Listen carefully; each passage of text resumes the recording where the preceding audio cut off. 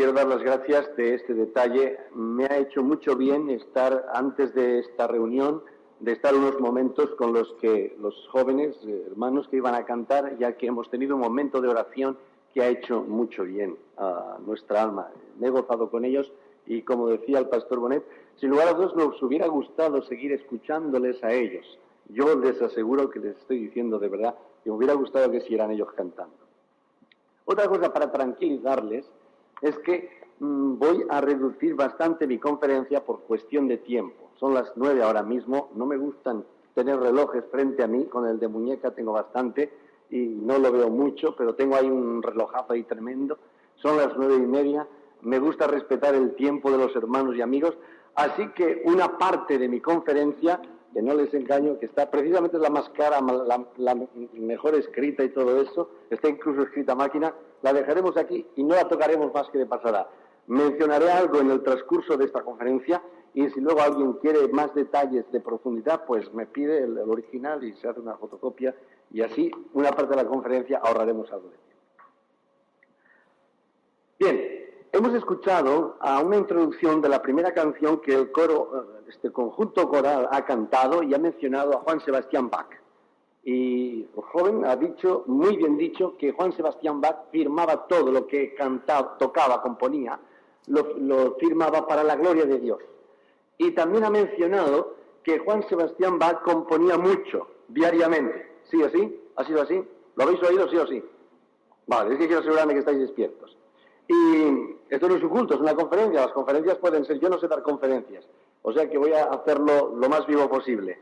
Lo que probablemente el joven se ha olvidado de decir es que Juan Sebastián Bach componía mucho, además de porque tenía mucho mérito, porque tenía muchos hijos y tenía que darles de comer y por lo tanto tenía que componer mucho para vender lo que componía, porque si no, no entraban cosas en casa. Y esto es una demostración, por un lado, de compartir lo que se tiene como don natural, el don de componer, y por otro lado, vivir al día, que hay una familia, que hay que sostener, que hay que alimentar y que hay que componer. Así que Juan Sebastián Bach nos da un ejemplo. Por un lado, la inspiración, lo sublime, lo alto, lo profundo, lo que solamente él puede componer. Pero por otro lado, que está viviendo en la tierra, que tiene los pies sobre la tierra, que tiene una familia, que tiene unas necesidades, y por lo tanto se da cuenta de las necesidades de esa familia. Y mi tema creo que en parte va bien, porque es la Biblia y las necesidades humanas. Hay cristianos que son tan buenos cristianos que nada más sirven para vivir en el cielo. Y hay otros que son tan malos cristianos que nada más viven para vivir en la tierra. Yo creo que el buen cristiano es aquel que sirve para vivir en el cielo y mientras le llegue el turno y el Señor lo llame a su presencia para gozar de todo lo que el Señor tiene en el cielo, vivir en la tierra, porque en la tierra el ser humano tiene muchas e importantes necesidades. Conozco a un hombre que escribió a un pastor una carta acerca de sus sermones, de sus conferencias, si queréis. ¿Quién predica a los predicadores? Porque los predicadores nada más asistimos a las reuniones cuando nos toca predicar. A las otras ya no. ¿Se han dado ustedes cuenta estos días, sí o sí? No lo digan muy fuerte, si no, señor Bonet no me invitará más. Quiero decir que me hago responsable de todo lo que yo pueda decir esta tarde.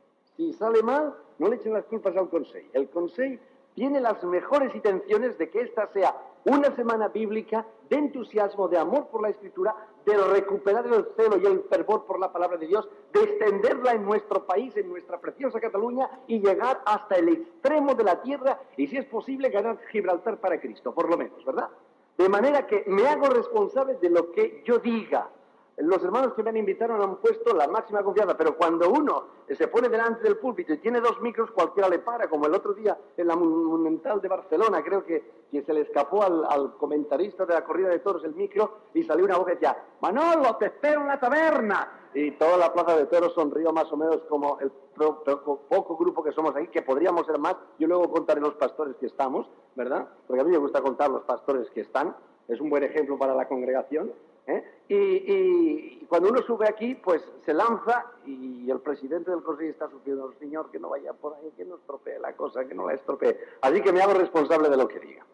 Un anciano escribía a un pastor acerca de sus sermones y le decía: mire, señor pastor, yo estoy tantos años escuchándole y por lo menos, si yo no sé predicar como usted, he aprendido algo, el arte de escuchar. Y le aseguro que por tantos años que estoy escuchándole, le puedo decir algo que usted ha olvidado, puesto que hace muchos años que usted no escucha a nadie. Puesto que sube, predica, se suelta el sermón y se va a casa, y adiós muy buenas. Pero yo llego domingo tras domingo, semana tras semana, estudio tras estudio, jueves tras jueves, y estoy escuchándole. Y he adquirido una práctica en plan de escucha extraordinaria. Así que usted me permitirá que yo le dé algunas sugerencias. Y no voy a daros las sugerencias, no las voy a dar todas, pero os voy a dar una.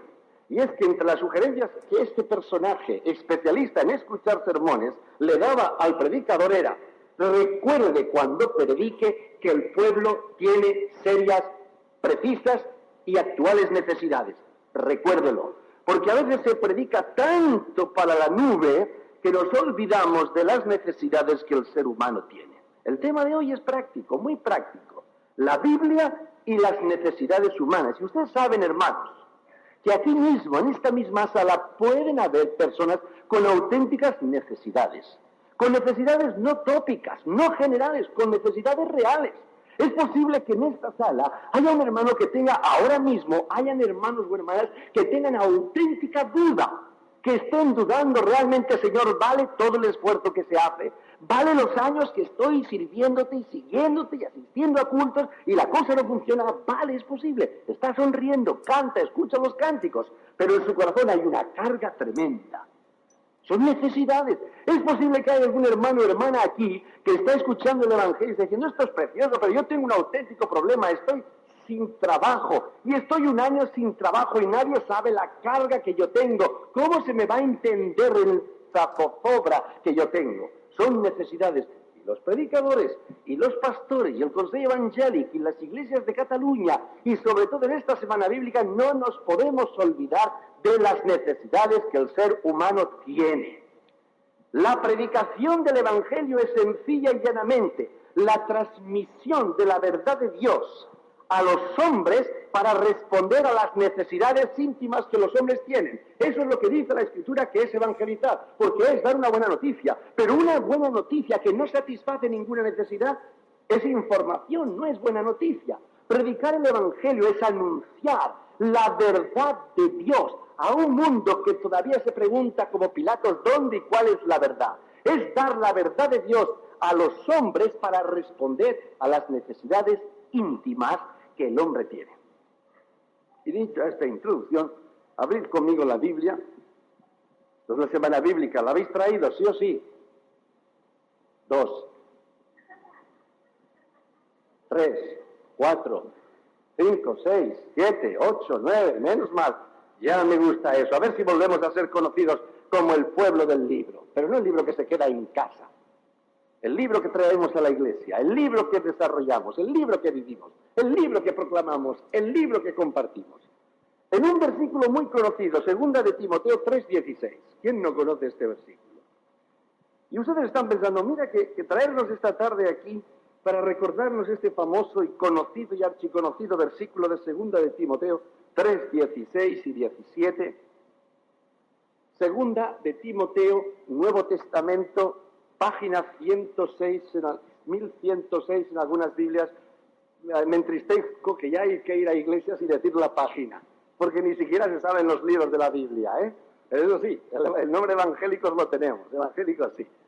Página 1106, en algunas Biblias, claro.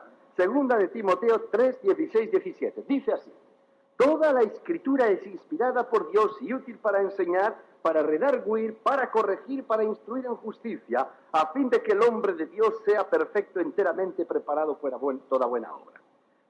Quiero decirles que con estos dos versículos voy a desarrollar mi pensamiento, mi mini conferencia, mi complejo de ideas, es decir, mis ideas complejas, no bien conjuntadas, pero estoy seguro que estos versículos afirman mi pensamiento central. La Biblia es el único libro que responde a las auténticas necesidades del ser humano. La Biblia es el único libro que responde a las realidades, a las reales necesidades que el ser humano tiene. Y estos versículos son básicos.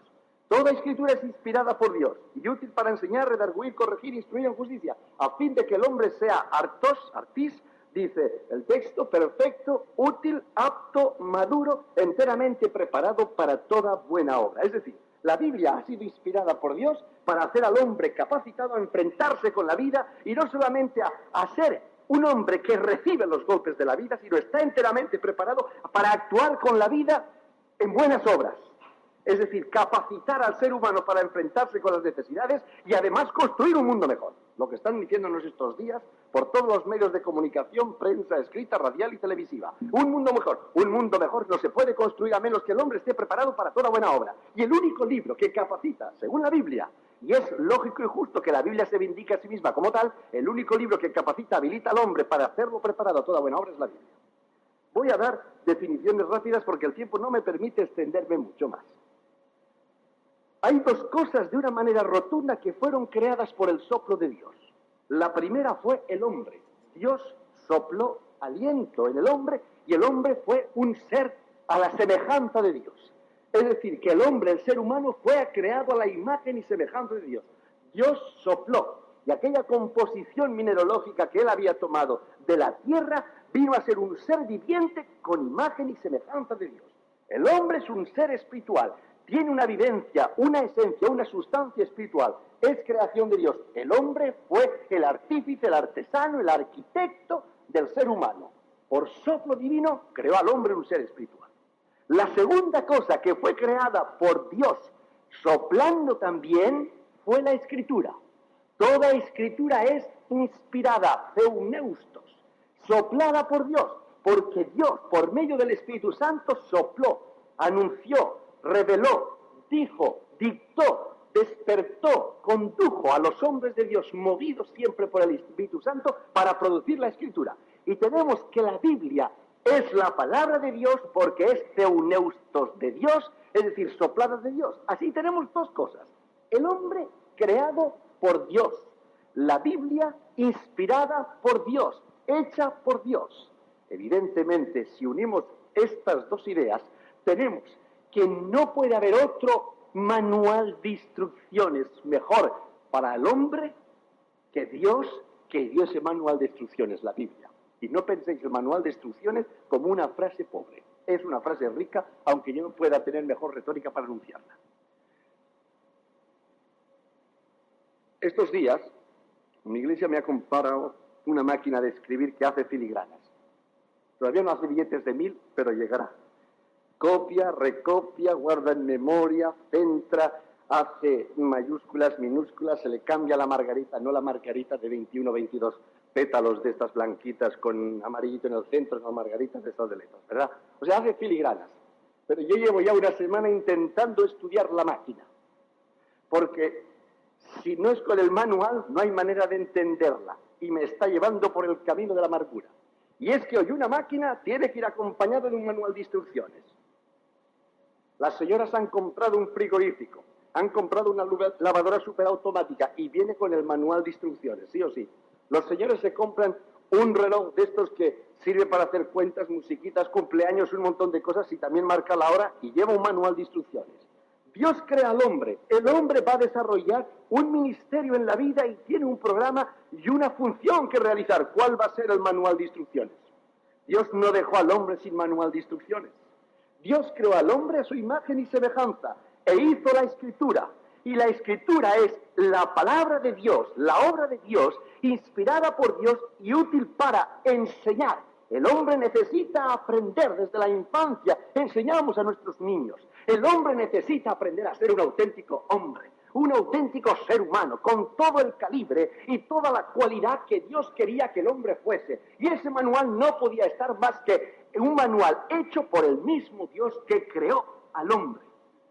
Cuando a las señoras se les estropea el aparatito, el electrodoméstico, normalmente, ya sé que doy ejemplos muy sencillos, es que no me puedo imaginar otros, pero cuando se les estropea el aparatito, ¿a qué casa lo llevan? Si es Philips, y no tenemos comisión en el Consejo Evangélico, si es Philips, ¿a qué casa lo llevan? A Westinghouse, ¿sí? A Philips. ¿Y si es Westinghouse? A Westinghouse, a la casa de origen, evidentemente, porque nadie mejor que su fabricante lo entiende. Y si eso es con una máquina que a fin de cuentas hace una función muy sencilla, lava, seca y de cuando en cuando con poco detergente estropea la ropa, si hace tampoco, y hay que utilizar el manual y llevar a la casa de origen el hombre que es complejo, el hombre que tiene unas necesidades íntimas muy serias, el hombre que está llamado a grandes ideales, cuando esos ideales no los encuentra, cuando sus necesidades no están satisfechas, ¿a qué casa habrá que llevarlo? ¿A qué manual habrá que investigar? ¿A los filósofos, los ideólogos? ¿O habrá que recurrir al manual? Por eso la Biblia es categórica. Toda la Escritura es inspirada por Dios y por lo tanto útil. Fíjense la palabra. La palabra útil en griego es ofelimos. De ahí viene el término para las señoras Ofelia. Ofelia, que significa útil, pero útil de una manera muy bonita. Porque una cosa es útil si es buena de principio. Intrínsecamente una cosa tiene que ser buena para ser útil. Si no se es bueno por naturaleza, no se puede ser útil. Y muchas cosas pueden ser intrínsecamente buenas, pero poca utilidad tener. ¿Verdad? A veces tenemos en casa elementos decorativos que son muy bonitos y además de materia bonita. A lo mejor es un trocito de piedra traído de una montaña, de una mina. Y decimos, qué bonito, es muy bonito y es piedra natural y es preciosa, pero no sirve, no tiene utilidad. El término ofelimos, que utiliza la Biblia para decir que es útil, dice intrínsecamente buena y útil. No solamente es buena en sustancia, la palabra de Dios, sino que además es buena y aumenta su bondad, puesto que es útil para el hombre. ¿Por qué? Porque le enseña, le corrige, le redarguye y le prepara para la vida. Le prepara para ser un hombre enteramente preparado a toda buena obra. Biblia, ya hemos dicho pues un poquito, palabra de Dios, útil para capacitar al hombre. Ahora necesidades. ¿Qué es una necesidad? Una necesidad es la falta o carencia de las cosas indispensables para subsistir. Voy a no tocar por falta de tiempo la filosofía o la concepción filosófica de la palabra necesidad porque nos haríamos un lío y ya no tenemos tiempo. Estas cosas el predicador normalmente las tiene preparadas para ver si la gente se despierta. Cuando es complicado, aguzar el ingenio a ver si entiende y entonces se despiertan un poquito. Pero como están ustedes despiertos, no lo voy a utilizar. Necesidad es la falta o carencia de cosas indispensables para subsistir. Pero cuando hablamos de necesidades, esa no es una necesidad que tiene el etíope, ni que tiene el tanzano. Ellos no tienen esa necesidad. Las necesidades muchas veces hay que ubicarlas en el país donde se está. Por otro lado, muchas veces las personas, como mencioné al principio, las personas concretas tienen necesidades concretas. Hay personas que tienen necesidad de trabajo. A veces salimos a predicar y decimos a la gente, sí, muy bonito todo lo que usted predica, pero yo necesito un trabajo. Necesito un trabajo. ¿Y qué decimos? Pues mire, ¿sabe? Y no decimos nada. Hay personas con necesidad de trabajo. Hay personas con necesidad de afecto. Hay personas que vienen a la iglesia con auténtica necesidad de afecto, de ser consideradas. Y los evangélicos hemos olvidado esto ya. Ya pasa gente por la iglesia y sale sin decirle buenos días. Hay personas con necesidad de respeto, de que se les respete, sobre todo a las personas mayores. Ya no que se las admire, ya no que se les ponga placas o que se les dé honores, pero por lo menos respeto, juventud. Hay personas mayores que esa es su necesidad. Y hay personas jóvenes y no tan jóvenes que tienen necesidad de amistad. Luego, ustedes me han puesto en un aprieto. Porque Biblia y necesidades, tendríamos que empezar. ¿Qué necesidades son las de nuestro país, las de nuestra ciudad, las de nuestro contorno? ¿Qué necesidades son las del pueblo que estáis aquí? Y tendríamos que, pues fijaros, no sé cuántos hay, vamos a decir que casi 1000, porque para las estadísticas va muy bien decir, el Consejo acabó la semana bíblica con casi 1000, pero un poquito más o menos no importa, ¿no? Y aquí hay muchas diferentes necesidades. Por otro lado, hay que distinguir entre las necesidades reales y las necesidades superfluas. Hoy muchas personas consideran necesidades cosas que son superfluas y sobre todo porque el mundo de la publicidad y del marketing han manipulado bien los deseos. Hoy muchas personas creen que necesitan un desodorante particular porque sin él no son personas, sin él no están limpias ni aseadas. Hay personas que necesitan una marca determinada de ropa porque sin esta marca uno no es nadie y naturalmente hay que ponerse la marca ahí para que sepan que soy algo. Esas son necesidades superfluas, necesidades en las que ha caído mucha gente por la manipulación del marketing y la publicidad. Pero vamos a ver, ¿de dónde surgen las auténticas necesidades del ser humano? Las auténticas necesidades del ser humano nacen de su propia esencia de ser humano, de sus vivencias experimentales con los demás y de sus influencias externas. Lo cual se pueden ustedes imaginar el tremendo abanico de necesidades, repito. Las necesidades del ser humano salen de su propia esencia de ser humano, de sus relaciones experimentales o sus vivencias experimentales y de sus relaciones con los demás y las influencias exteriores. ¿Me explico? Bueno, creo, no me explico. El ser humano, por el solo hecho de ser humano, tiene unas íntimas y espirituales necesidades. Algunas ni siquiera el ser humano se da cuenta. La Biblia sí se da cuenta, porque la Biblia es quien conoce mejor al ser humano. Es el manual de Dios para el hombre, y nadie mejor que el Creador conoce cómo el hombre es y cómo el hombre siente. Por lo tanto, la Biblia es el único libro que no solamente responde a las necesidades del ser humano, sino que le hace descubrir al ser humano sus auténticas necesidades. Por ejemplo, las íntimas y espirituales necesidades del ser humano es reconciliación con el Creador. El ser humano está en disputa con el Creador. El hombre natural está en enemistad con Dios, lo afirma la Biblia, no es un concilio de teólogos del Consejo. La carne es enemistad contra Dios y por lo tanto no está satisfecha porque hay una separación, un extrañamiento entre Dios y el hombre. Y mientras exista este extrañamiento, más el hombre se separa del ideal de Dios. Y cuando el hombre más se separa de Dios, más extraño se vuelve y por lo tanto, me atrevo a afirmar, más se deshumaniza. Eso sucedió en Edén. Adán vivía con relación con Dios, pero de pronto actuó el pecado, Adán se separó de Dios, se extrañó de Dios. Y cuando el ser humano se extraña de Dios, se separa de Dios, se separa de los demás seres humanos y se separa de sí mismo. Observar, la evidencia es lógica en cuanto a Adán. Se escondió porque tenía miedo de Dios. ¿Tenía algún motivo para tener miedo de Dios? Pero había en él un elemento extraño que ya le hacía a él sentirse extraño. Ya se observaba su propio cuerpo y se encontraba extraño. Y además se encontró extraño con Eva, con la mujer con la que Dios le había unido y con la cual tenía que entenderse mejor. Pero el pecado crea un extrañamiento. Por eso Cristo viene a responder a una necesidad íntima y espiritual del ser humano. El hombre está alejado de Dios y extrañado de Dios, no es feliz ni tiene paz en sí mismo, no es feliz ni tiene paz con los demás y evidentemente no es feliz porque no tiene paz con Dios. Por eso Cristo vino a reconciliarnos. Vino a romper el extrañamiento, vino a hacer un auténtico puente. Él es llamado el puente, el camino, la verdad. La Biblia no solamente pues nos responde a esta necesidad íntima y espiritual, sino que la revela y la desvela al ser humano. Porque muchos hombres, si no fuesen por el poder de la Escritura, que es el libro que habla al corazón del hombre, no se darían cuenta ni de siquiera esa necesidad. Hemos llegado a ser tan obtusos que nos damos cuenta de necesidades secundarias, olvidándonos de las necesidades importantes.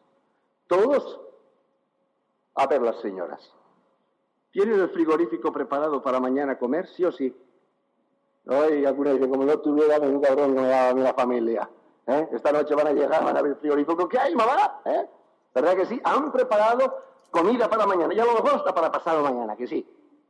Y si dura, sí.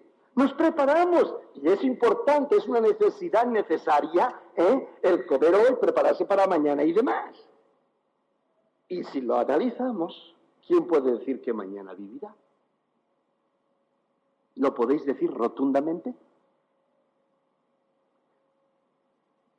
Pues es verdad, mira, no habíamos pensado en ello. Y no estoy diciendo que a partir de ahora la señora diga, pues desde ahora yo no compro ya más para el día siguiente. No, no se trata de eso. Si no, menudo problema para los caballeros. A comer mañana al restaurante, que no he preparado nada, cariño. Y eso no lo resiste ninguna caja. Pero reconocemos una necesidad que es importante, pero no es la más importante. Sin embargo, nuestra alma, el El alma del ser humano está extrañada de Dios, es enemiga, está separada de Dios, es una necesidad. Por eso viene tanto complejo de culpabilidad, por eso viene tanto sentimiento de culpabilidad, por eso hay tan poca fortaleza para vivir el bien, por eso hay tan poca paz y gozo internos en el corazón, porque el hombre está separado de la fuente de paz, de la fuente de gozo, del manantial de auténtica paz y bendición. Pero esta necesidad nada más la revela y la desvela la Biblia. Y no solamente abre los ojos y el corazón, porque la Biblia, por ser obra del Espíritu Santo, llega al corazón del hombre, que también es obra del Espíritu Creador. Esta es una necesidad íntima y espiritual, discutida en el mundo de la psicología, de alguna psicología, y discutida en el mundo secular. Pero como creyente lo creo y lo afirmo rotundamente. Y si vosotros lo analizáis, así es. Pero por si hubieran personas que dicen, bueno, esto ya lo sabemos, pero ¿cómo convencer a un ser humano que a sí mismo no sabe, no se da cuenta que está extrañado de Dios, alejado de Dios y que esta es una necesidad? El ser humano tiene otras necesidades, sí.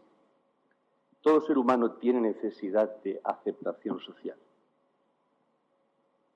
Todo ser humano necesita ser amado, ser considerado, ser respetado.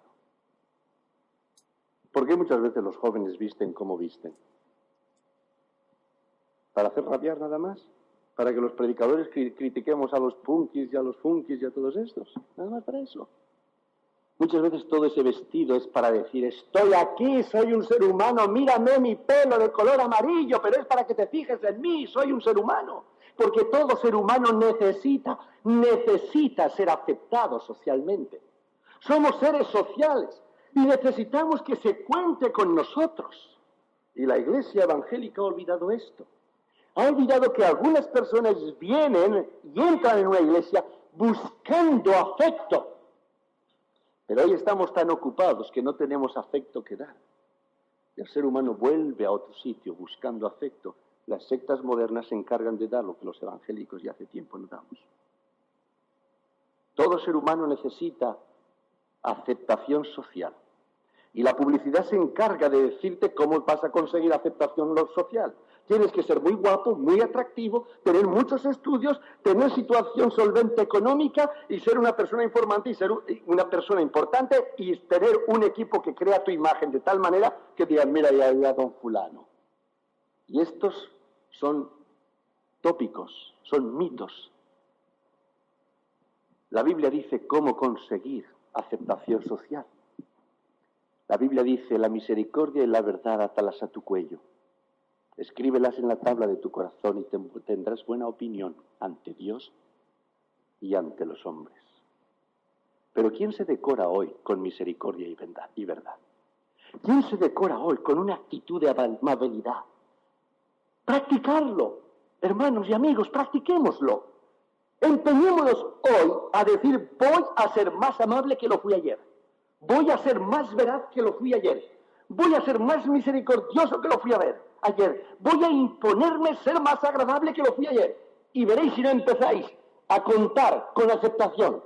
No es una tarea fácil, pero no es imposible. Es una victoria que se consigue. Pero claro, nuestra concepción de la aceptación social está en desear que se nos acepte sin trabajar nada al respecto. Aldous Huxley tiene muchas frases que no me gustan, pero hay dos que él me dice. La ley del amor, según Aldous Huxley, 6, amar primero y luego desprenderse de todas aquellas cosas que nos hacen desagradables a los demás. ¡Qué bonito! Empecemos a desprendernos de aquellas cosas que nos hacen desagradables a los demás y veréis cómo los demás empiezan. Simplemente seamos educados. Ya sé que somos hermanos, pero seamos educados, sería tan bonito. Yo prefiero a los hermanos educados que a los muchos hermanos nada más hermanos. ¿Verdad que estáis de acuerdo conmigo? Por lo menos 5 o 6, menos mal. Esta es una necesidad del ser humano, aceptación social, y la Biblia responde. ¿Cómo conseguir esta aceptación? ¿Cómo? Atando misericordia y verdad, caminando de tal manera que en todos los caminos Dios pueda estar. Podamos decir, Señor, estoy caminando en el camino correcto. ¿Por qué? Porque Dios conoce cómo somos, porque Dios en su manual nos ha dicho cómo sentimos, y por lo tanto responde a estas necesidades. Bueno, digo bueno porque voy por la 5ª hoja y tengo 16. El tema que he dejado aquí es el problema del paro, el problema del trabajo. Si los hombres practicaran la filosofía del trabajo de la Biblia, otro gallo nos cantara en nuestra España y en el mundo de hoy. Pero hoy la filosofía del trabajo bien hecho, de la creación de puestos de trabajo, no es una filosofía que se practica ni se vive. Y así nos va. No puedo entretenerme. La gente tiene necesidad de paz. Paz en el hogar, paz en la familia, paz en la iglesia, paz en el vecindario, paz en la ciudad, paz en el país, pero paz como Dios la da. Hay necesidad de paz y cada día son menos los pacificadores. La gente tiene necesidad de fraternidad. Y la fraternidad es lo contrario del egoísmo. Pero el ser humano hoy vive para sí y solo para sí. Y los españoles lo hemos dicho muy claro. Primero mis dientes, después... ¿Nadie sabe ese refrán? Primero mis dientes, después mis... Menos mal, alguien lo sabe, menos mal. Primero mis dientes, después mis parientes. Si son los parientes, con que ya los amigos, estos huelgan. No, primero yo, siempre yo Juan Palomo, y yo me lo guiso. Ese sí eso lo saben, ¿verdad? Y yo me lo como. Yo, siempre yo. Y la gente tiene necesidad de fraternidad. La fraternidad es lo contrario del egoísmo. La fraternidad es no salir esta tarde de aquí, esta noche de aquí, sin procurar al menos saludar al máximo de personas que conocemos y decirle cuánto tiempo hace que no te veo, hermanos, y a ver cuándo podemos tener una reunión de oración y vamos a ver si hace esa campaña el Consejo Evangélico Español y revolucionemos Cataluña, porque hace falta que haya más fraternidad y hace falta que haya más paz y hace falta que haya más amor. Y esto no nos lo va a traer ningún parlamento, esto no nos lo va a traer ningún partido, esto no nos lo va a traer ningún ideólogo, esto no nos lo puede traer más que un libro, una palabra. España tiene que ser vuelta a sembrar de la palabra de Dios, porque la palabra de Dios es quien cambia las estructuras del corazón humano. Y si el corazón humano no cambia, no hay fraternidad, no hay paz, no hay amor, hay sucedáneos, pero no la auténtica paz, no la auténtica fraternidad, no el auténtico amor. La Biblia responde a las necesidades del ser humano. Termino. Tenía dos pensamientos más y los mencionaré muy rápidamente. Todo ser humano tiene necesidad de consejo. Fijaros, ¿se acuerdan ustedes de aquel famoso programa que luego resultó que no era una señora, que era un caballo, se llamaba Elena Francis? ¿Se acuerdan, verdad? ¿Saben ustedes cuántas cartas recibía? ¿Cuántas cartas recibía la señora Elena Francis al mes? 20.000 cartas. Es un dato que he comprobado. 20.000 cartas. No se leían todas, evidentemente, porque muchas se repetían. Pero que hubieran 20.000 personas que escribieran un programa de radio para preguntar, oiga, no demostraba. Y una carta en radio es muy importante, porque una carta, sobre todo que no ofrece un regalo, un viaje a Hawái o a las Bahamas, que simplemente responde a una inquietud, en radio es muy importante. Hay un baremo que cada compañía lo toca a su estilo para fijar los precios de publicidad. Pero una carta significa miles de radioyentes. 20.000 cartas. Estaba gritando al mundo entero, es decir, a España, la necesidad que mucha gente tiene de ser escuchada y de ser aconsejada. No hay consejos de administración, no hay consejo de Estado, no hay consejo de iglesia. ¿Es que acaso no necesitamos consejo muchas veces? ¿Es que nos zozobramos muchas veces entre qué hacer, qué decidir y necesitamos un consejo? Una de las necesidades del ser humano es consejo, porque es un ser social, porque no conoce su futuro, porque tiene miedo del día de mañana. Hemos sido creados para marchar hacia adelante, pero nos asusta, nos da miedo. No queremos reconocerlo porque a todos nos gusta presumir de seguros de nosotros mismos, pero en el fondo de nuestro corazón, ¿cuántas inseguridades hay? El ser humano necesita consejo, dice la Biblia. Dice la palabra de Dios, que es la escritura inspirada por Dios, útil para enseñar, para redarguir, para tocar el corazón. El corazón humano es lo que necesita el ser humano que se ha tocado, para corregir, para instruir en justicia, a fin de hacer al hombre preparado enteramente para toda buena obra. El ser humano necesita consejo. ¿Y dónde descubriremos este consejo? No hay mejor libro que la Biblia para aconsejar. ¿Por qué? Porque la Biblia ama al ser humano. No es un consejero profesional. No dice, mira, sí, me has escuchado tu problema, pero unos toquecitos en la espalda, tómate esta pastillita y a lo mejor vas por ahí por la vida y te solucionan las cosas. No. La Biblia ama al hombre, porque la Biblia es palabra de Dios. Y el consejo cuando viene de alguien que ama no cambia mucho. ¿No es mejor el consejo de quien ama? ¿Nos gustan los pastores que a lo mejor no predican muy bien, pero aman? ¿Nos gusta el médico que a lo mejor no es muy famoso de nombre, pero cuando os habla de vuestra enfermedad demuestra cariño? ¿Nos gusta el maestro de escuela que trata a los niños con cariño? ¿Nos gusta el hermano que a lo mejor no es muy rico en palabras, pero demuestra con su mirada que os ama? ¿Nos gusta acaso el personaje que cuando hace una acción os demuestra cariño? ¿No será mejor el consejero aquel que lo hace por amor? La Biblia es el libro de amor, todos lo sabemos, por eso aconseja al hombre sabiamente. Pero además la Biblia aconseja al hombre sabiamente porque es el único libro que conoce el destino de todo ser humano. Y no me digáis que no vale la pena el consejo de alguien que conoce el final. Las necesidades del ser humano son tantas. Trabajo, paz, justicia, fraternidad, libertad. Pero entre todas las necesidades que el ser humano tiene, es la de encontrarse con Dios.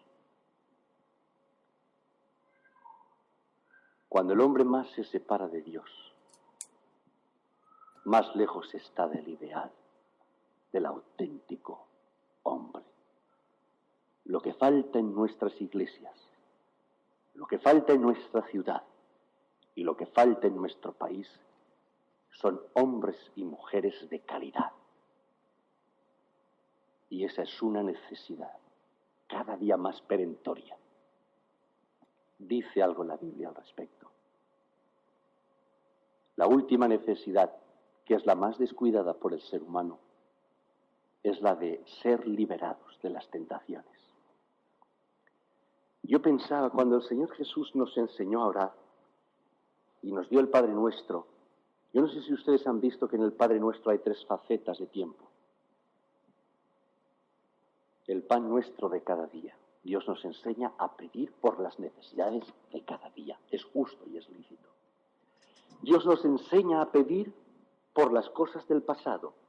Perdona mis pecados, perdona mis deudas, las del ayer.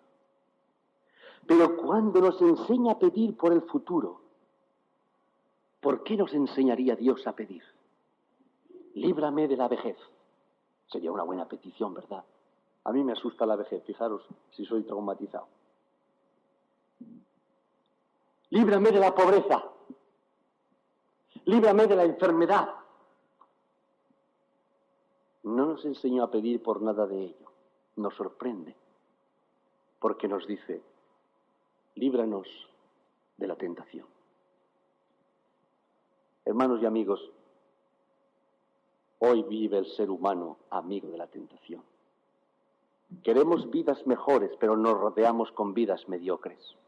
Queremos crecer en gracia y en conocimiento con Dios y para con los hombres, pero no estudiamos la Biblia. Queremos tener vidas más santas, pero no oramos. Queremos que haya paz en la tierra, pero nos armamos. Queremos traer un mundo mejor, pero seguimos dominándonos por el egoísmo. El Señor nos dijo, líbranos de la tentación. Es una necesidad del ser humano ser libres, apartarse, escapar, huir de la tentación. Son las malas amistades, son las malas lecturas, son las malas influencias, son los malos ideales los que traen la enfermedad, la vejez, la soledad, el paro y la desgracia en nuestra tierra. Y Dios nos enseñó a pedir, apártanos de la tentación, porque sabía que era una necesidad que el ser humano abriese sus ojos y abriese su corazón. Y esta es una necesidad que nada más la Biblia puede descubrir. Amo la palabra de Dios. No es para mí un fetiche. No llego a la posición de pensar que con tenerla ya estoy bien. No, nada de eso. No sirve de nada que yo la tenga si no la leo, la medito y la pongo en práctica. Pero Dios en su bondad, sabiendo las necesidades del ser humano, nos dio su palabra.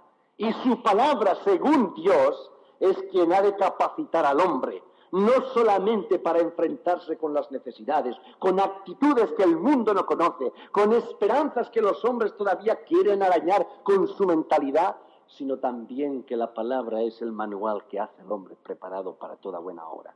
Y creo que todos estamos seguros que en este mundo lo que hacen falta son buenas obras. La pregunta que os hago es, ¿estamos dispuestos nosotros a empezar? La respuesta la tenéis que dar vosotros. Que Dios os bendiga.